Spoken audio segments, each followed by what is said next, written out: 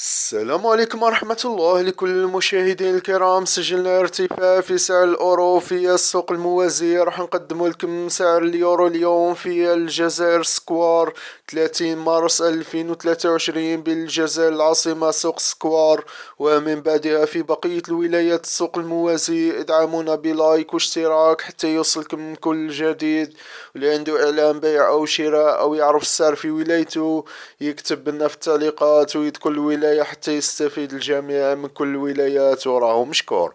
نبداو بسعر الأورو اليوم في الجزائر العاصمة سوق سكوار دال 100 أورو 2,230. أما المبالغ الكبيرة 5000 أورو فما فوق تقدر تبيعها أكثر من هذا السعر. أما البيع يبيع لك 100 أورو 2,245. أما في بقية الولايات راح نخبركم بالأسعار في نهاية الفيديو. تابعونا للأخير ودعمونا بلايك.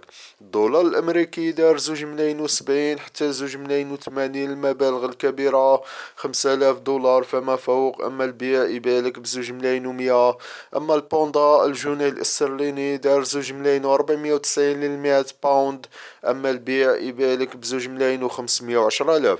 الدولار الكندي دار 1,500,000. أما البيع يبيعلك 100 دولار كندي 1,520,000.